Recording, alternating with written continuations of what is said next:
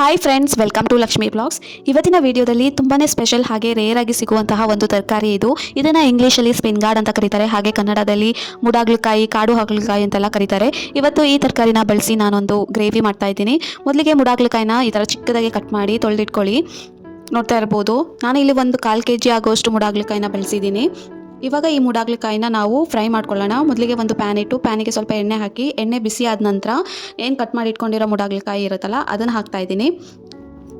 Actually ಇದು ಸಿಗೋದು ತುಂಬಾ ರೇರ್. ಮಳೆಗಾಲದಲ್ಲಿ ಎಲ್ಲಿ ಸ್ವಲ್ಪ ಕಾಡು ಪ್ರದೇಶ ಇರುತ್ತೆ ಅಂಥ ಕಡೆ ಸಿಗುತ್ತೆ. ಸಿಕ್ಕಲ್ಲಿ ನೀವು ಖಂಡಿತವಾಗಿ ಈ ಡಿಶ್ನ ಟ್ರೈ ಮಾಡಿ, ತುಂಬ ಚೆನ್ನಾಗಿರುತ್ತೆ. ಇವಾಗ ಇದಕ್ಕೆ ನಾನು ಒಂದು ಸ್ವಲ್ಪ ಅರಿಶಿನ ಪುಡಿ ಹಾಗೆಯೇ ರುಚಿಗೆ ತಕ್ಕಷ್ಟು ಉಪ್ಪನ್ನು ಹಾಕಿ ಸ್ವಲ್ಪ ಫ್ರೈ ಮಾಡ್ಕೊತಾ ಇದ್ದೀನಿ.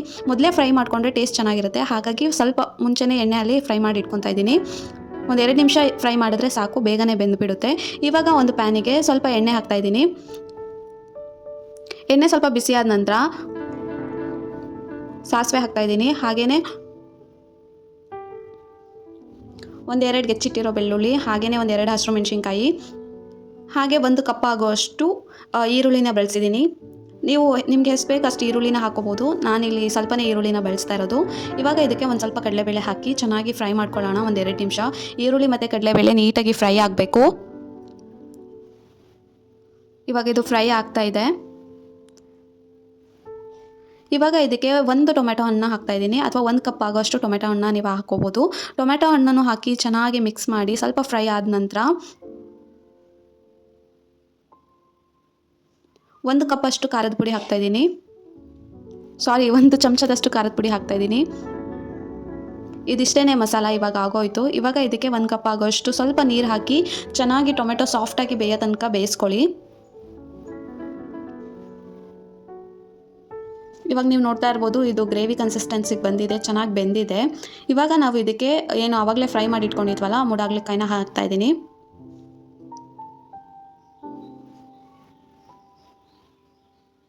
ಆ್ಯಕ್ಚುಲಿ ಇದು ಚಪಾತಿಗೆ, ರೊಟ್ಟಿಗೆಲ್ಲ ತುಂಬಾ ಚೆನ್ನಾಗಿರುತ್ತೆ. ಹಾಗಲಕಾಯಿ ತಿನ್ನಲ್ಲ ಅನ್ನೋರು ಇದನ್ನು ಯಾರು ಹಾಗಲಕಾಯಿ ಅಂತಲೇ ಅನ್ನಲ್ಲ. ಅಂದರೆ ಸ್ವಲ್ಪನೂ ಕಹಿ ಬರಲ್ಲ.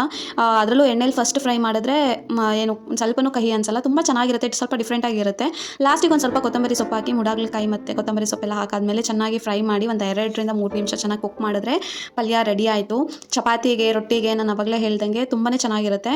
ಇಲ್ಲಿ ನಾನು ಆಲ್ರೆಡಿ ಫ್ರೈ ಮಾಡಬೇಕಾದ್ರೆ ಸ್ವಲ್ಪ ಉಪ್ಪು ಹಾಕಿದ್ದೆ. ಆಮೇಲೆ ನೀವು ನೋಡ್ಕೊಂಡು ಉಪ್ಪು ಹಾಕ್ಕೊಳ್ಳಿ. ನನಗೆ ಇಲ್ಲಿ ಸ್ವಲ್ಪ ಉಪ್ಪು ಕಡಿಮೆ ಅನಿಸ್ತು, ಅದಕ್ಕೆ ಲಾಸ್ಟಲ್ಲಿ ಒಂದು ಸ್ವಲ್ಪ ಉಪ್ಪು ಹಾಕಿದ್ದೀನಿ.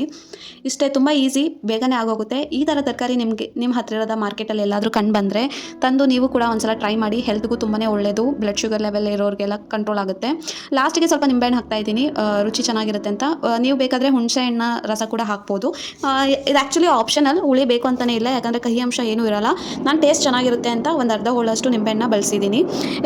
ಇದಿಷ್ಟಾಗಿತ್ತು ಇವತ್ತಿನ ವಿಡಿಯೋ, ಮುಡಾಗ್ಲಕಾಯಿ ಪಲ್ಯ. ನಿಮಗೆ ಈ ವಿಡಿಯೋ ಇಷ್ಟ ಆಯಿತು ಅಂತ ಭಾವಿಸ್ತೀನಿ. Thank you for watching Lakshmi blogs. ಇದೇ ಥರ ಹೆಚ್ಚಿನ ವೀಡಿಯೋಸ್ಗಾಗಿ please subscribe my channel and support me. And ಹಾಗೆಯೇ ನೆಕ್ಸ್ಟ್ ಯಾವುದಾದ್ರೂ ಬೇರೆ ಅಡುಗೆ ಬೇಕು ಅಥವಾ ಏನಾದರೂ ಬೇರೆ ಥರ ಕಂಟೆಂಟ್ ಬೇಕು ಅಂತಿದ್ದರೆ ದಯವಿಟ್ಟು ಕಮೆಂಟ್ ಮೂಲಕ ತಿಳಿಸಿ. Thank you for watching Lakshmi blogs. Enjoy the cooking.